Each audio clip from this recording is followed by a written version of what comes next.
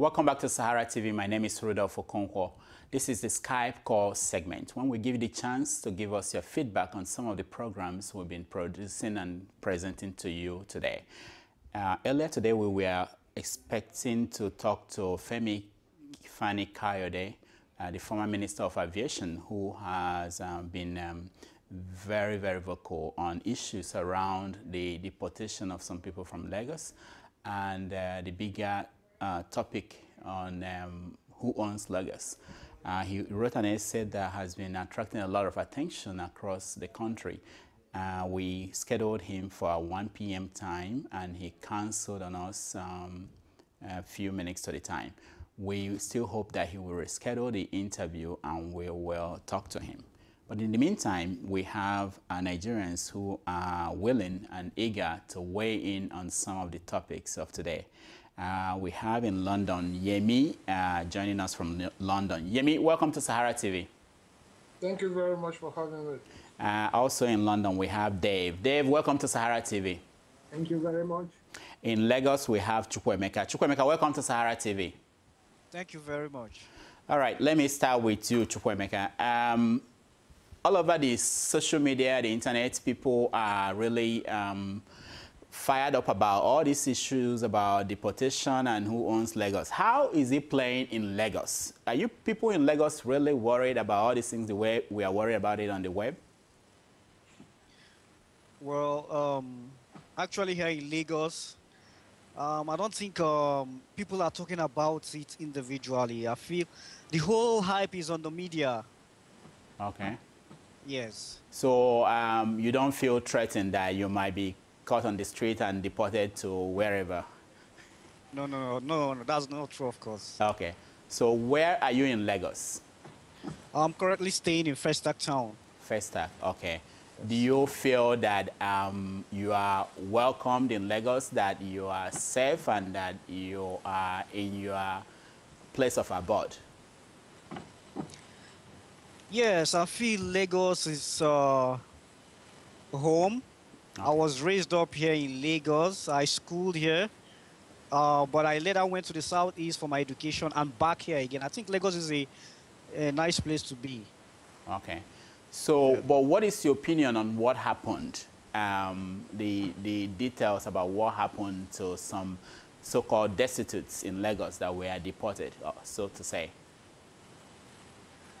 Well, actually, I got the news over the media. Well, actually, I don't know how it started and how it escalated. Okay. But I feel it's not something new. Most states in Nigeria deport people. But I believe what actually really brought about this problem, maybe the two governments or the governors didn't really understand each other. Okay. So I feel that's where the problem started from. Okay. All right. Let's go to Dave. Dave in London. Dave. Yeah. So Ojuzo Carlo, the former governor of Abia State, made a statement where he said that Lagos is a no man's land. In his reaction, Femi Fani-Kayode was arguing that Lagos is Yoruba land and that anybody who is not Yoruba in Lagos is a visitor, a stranger. So how do you see this debate? First and foremost, I think Fani-Kayode was wrong. You cannot be a foreigner in your own country. It is never done. You cannot be a foreigner in your own country. Wherever you reside in your own country, after you are a citizen of that country, if you belong to that country, the place you reside on. So he was wrong. But the problem is everything again is being politicized. You know, this party want to overdo the other. That is what is escalating the whole thing. This thing was just a damn thing. So they were destitute. Maybe they have nowhere to stay, and they were just made the street. So the government felt it's better for them to go back home to their own kinsmen where they will have help and all. So when those things happen, maybe because of the communication between him and the governor and the other to politicize everything because of this so-called 2015. So the whole thing is going out of hand and everybody is talking, and it have to be checked because it should go as affecting the other things. Maybe the other states that will start deporting the people from the other states, and before you know it, there's chaos and everywhere. So I think it should be handled properly. from the two governors' side. Okay. Yemi, we talked about this last week a little bit, and now you've seen how it has expanded, and we don't know where it's going to go. What is your take on the direction things are going along this debate? I must thank Chukwuemeka for what he has said, that the things is not as popular in Lagos as we in diaspora have taken it. But having said that, Dave said you cannot be a foreigner in your own country. I agree. I totally agree with him on that. But if we look at Nigerian constitution and how it is structured, at times you are made foreigner in your own country. I could remember vividly before Abacha, if you want to obtain Nigerian passport, they tell you to go back to your state of origin. I know how many times I traveled from Lagos to Abeokuta to go and obtain passport, despite the fact that I was born, bred, or everything about me, both primary school, secondary school, university, everything is in Lagos. I did everything in Lagos, but still, because of my name, I was sent back to Abeokuta to go and get what they call your state of origin letter there. So, but until Abacha came in and scrapped all those things, that you can actually obtain passport wherever you are staying in Nigeria. But having said that, what Oju Sokalu said is not expected of a man of his standing, saying Lagos is no man's land. Whether we like it or not, there are some settlers in every facet of Nigeria. If you go to the north, you cannot tell them north is no man's land. Here is no man's land. What I think we should be doing is how to enhance ourselves and see ourselves as Nigeria. About 2-3 weeks ago in this platform, I said it. Whether you like it or not, you must belong to a particular grassroots before you can call yourself in Nigeria. As Nigeria is structured today, because if you go to Nigeria, if you fill any form in Nigeria, they ask for your state of origin. Well, it is done in all over the world. Some part of the world, they use it for demographic purpose. But in Nigeria, they use it for political purpose. That is it. But to say Lagos is no man's land, I think I'm not going to subscribe to that. To any level. Everybody knows you come from a particular route before you now turn to be a Nigeria, before you are expected to be a Nigeria. Yeah, now, but, yes? Yeah, let me ask you, Yemi. You said something about your name, making people know that you are from Ogun State. How did that, what is, I didn't know that that's possible. Somebody can know your state from your name? Of course. Oh, okay. Definitely. Oh, okay. All right. So, Yemi, thank you. Let me come back to you, Chukwuemeka. Now, this expression that Lagos is a no man's land, I know that I've had that when I was in Lagos. And I wonder, Chukwuemeka, when people say that, what do they really mean? Well, from what Oju Sokalu is trying to say, when we say Lagos is a no man's land, you know, Lagos was the capital of Nigeria before it was moved to Abuja. So it is believed that the Federal Capital Territory is not owned by any tribe or whatever. It is a federal territory. So everybody is welcomed. You have establishments, you have companies, you have foreigners, everybody in that, it's just like Abuja right now. I wouldn't say actually Abuja is for the north or for the east. As it is being created, it is a federal capital territory. Originally, it might be situated in northern Nigeria, but according to Nigerian constitution or whatever, it is a no man's. So I'm not really saying it's a no man's land. Maybe the term might be wrong to say no man's land, but actually it is. Chukwuemeka, let me tell you, yes. If you, like you said, you live in Lagos. Yes. I don't know how old you are or how often you are conversant with the ghettos in Lagos. because Okay. I've seen all the three aspects of Lagos: the ghettos, the middle class, and then everywhere. But what the coinage of Lagos is no man's land comes from the downfalls and the mode where guys. It's a kind of fast moving state where if you are not clever enough, you will be consumed at the pace things are being done in Lagos. That is why they bring out the coinage that Lagos is no man's land. No. I want to correct that. Hello, Guyemi. Hello, are you saying I that think- Lagos belongs to the Yorubas alone? Let's be factual with ourselves. Because Lagos did not emanate as capital of Nigeria like Abuja. Abuja was a virgin land casted out of particular state, and which were compensated for. People were paid for it.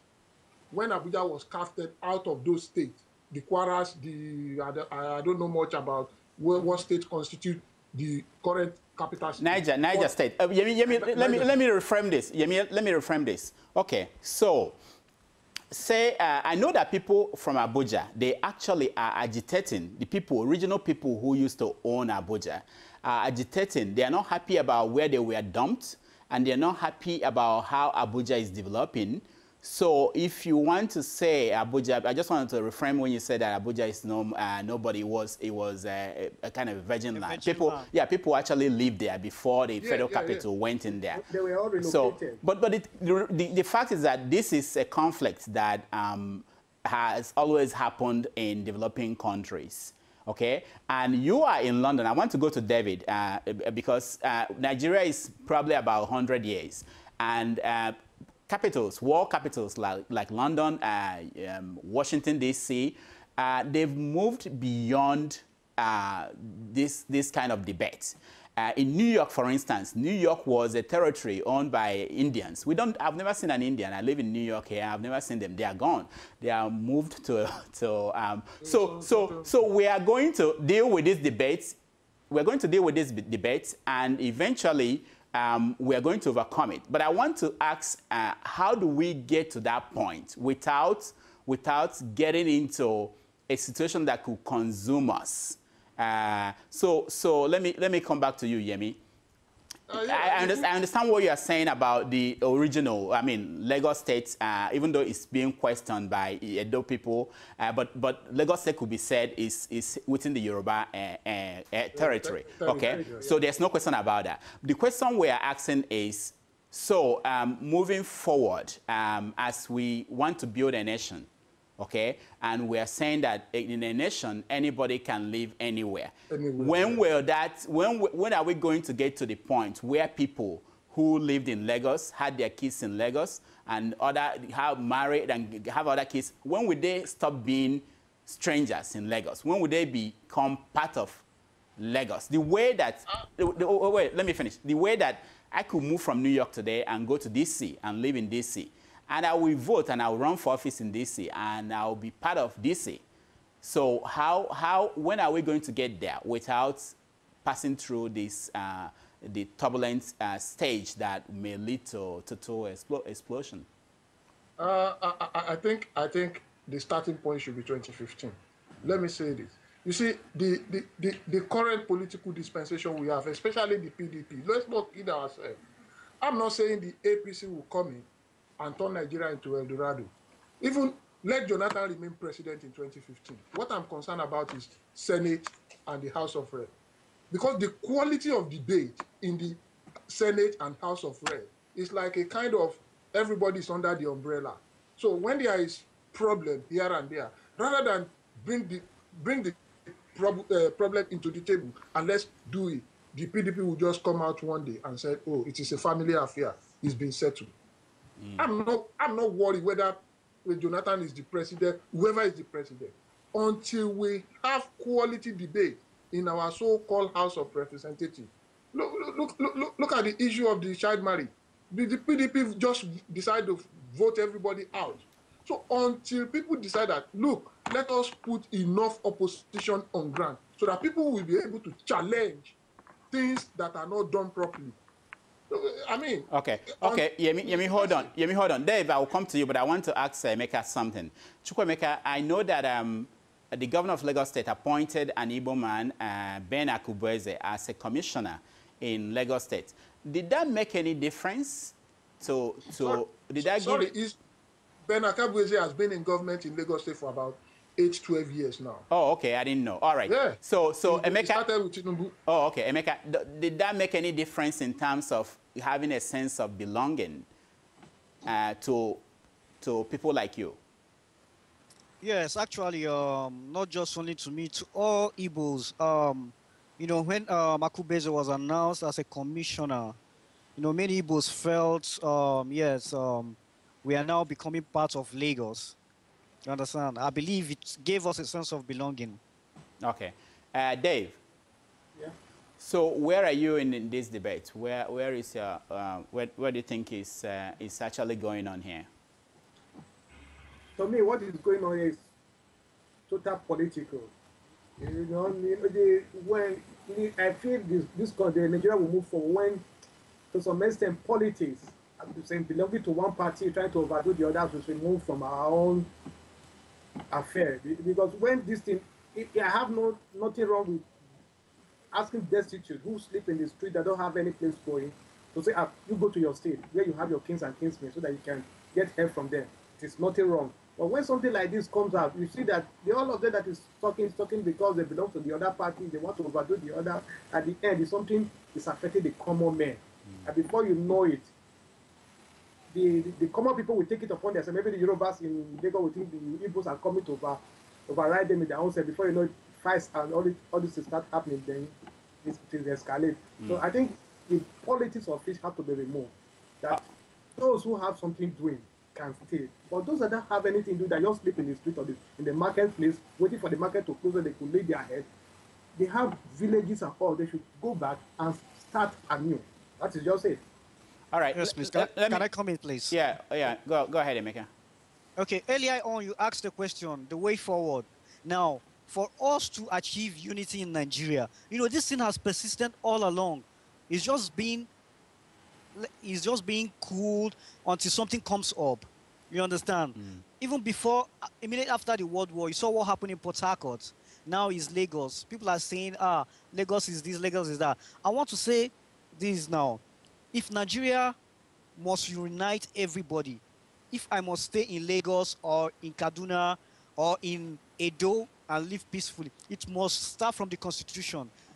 Our senators must stand up to their responsibilities. If they really want to unify Nigeria, the Constitution is there. Work on it. Let everybody who is staying anywhere you are in Nigeria, 3-4 years, you're paying your taxes, you have your family, you have investments, automatically you should be a citizen of that place. You don't need to, on a very good day, somebody will come up and say, okay, go to your state of origin. I believe that is where we need to start from. All right, I'll come to you, Yemi, because you read Femi's article, The Bitter Truth About the Igbo. What is your take on that article? It's more or less of a history. What I can take from that is more or less of telling us history about what has gone on.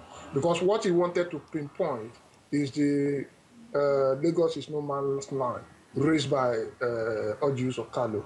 So it's more or less of history. Nearly everything in it, I know I've heard all of them. He was talking about the military governor in the Oyo State that stand up for, was it not Kaduna Nseku or whatever he stood for? No, Agui-Ironsi, you're talking about Fajui. Yeah, Agui-Ironsi, yeah. Okay. So all those things, all he said is about history, which all those things happen. Yeah, Yemi, he was using the pronoun we, referring to we, the Yoruba. Did you feel that he was speaking for you? I'm not going to say he speak for me. He cannot speak for me because his antecedent cannot make me think he's the right person to speak for me. No. But you felt that he was accurate in his history? Of course. Where does it not happen? But the only thing I can fault him is he was silenced on Aburi Accord because there was something that led to the war. There was Aburi Accord before the likes of Gowon's coming. So why did he not make mention of what they agreed upon in Ghana?